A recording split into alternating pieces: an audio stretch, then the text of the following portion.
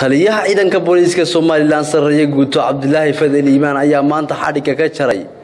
dhismayaal cusub oo lagu kordhiyay saldhigga degmada Maxamuud Haybe ee magaalada Hargeysa kaasoo ay dhiskiisa hirgeliyeen guddiga horumarinta degmooyinka Maxamed Mooge iyo Maxamuud Haybe waxaana goobta xadhiga laga jaray hadallo kooban ka soo jeediyay guddiga horumarinta degmooyinkaasi kuwaasi oo u mahadnaqay cid kasta oo gacan ka geysatay dhismaha lagu kordhiyay saldhigga booliiska degmada Maxamuud Haybe ee Hargeysa. halkan waxaan ka sheegayaa laba bilood ka hor uu jananku noo dhagax dhigay ballanqaad bartan aanu ka ballanqaadnay inaanu ka dhisi doono laba maqsin oo frontliya ilaahay mahadii weeye waanu ku guulaysanay waana kuwa maanta dhisan waxaan halkan uga mahadnaqayaa ganacsatadii iyo dadkii muwaadiniinta ahaa hawshan aan imika ka hadlayo garabka weyn naga siisay ama dhismaha bartanka taagan garabka weyn naga siisay gacanta ragii bixiyay ragaa uu sheegay baa kamid ahaa iyo rag kale oo badan waliba marka arrinkiisa yar walaagsan uu maraya umaanaan dhisin anagu dadka ehlu sharafka in lagu xilo waxa lagu dhisnay dambiilayaasha in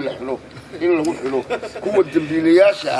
in lagu xilo waan ugu dhisayna booliskana u barbar taaganahay كان دنبي لهاي الملايين لو حلو ما الناس بين كوا لودودي نوي دولنا إلى اللي بتقوليه هلاندي أو أي قرطي دولا بس هو شيء ده يحرقونا السوق. كيست كلا سرية Guuto Cabdilaahi Fadel Iimaan taliyaha ciidamada booliiska Soomaaliland oo isnaalkaasi ka hadlaya oo mahadnaqay guddiga xaafadaasi ee ku guuleysatay dhismahan cusub ee lagu kordhiyay saldhigga booliiska degmada Maxamuud Haybe ee Hargeysa.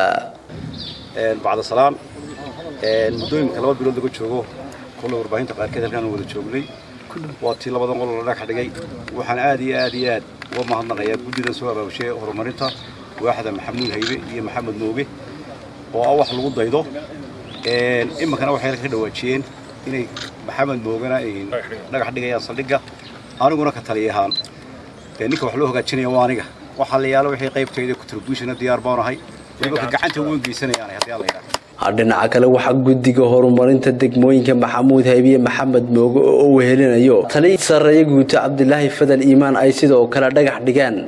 dhismo cusub oo lagu kordhin doono saldhigga degmada Maxamed Mooge ee magaalada Hargeysa. Cabdiraxmaan Carab TV-ga Kalsan Hargeysa.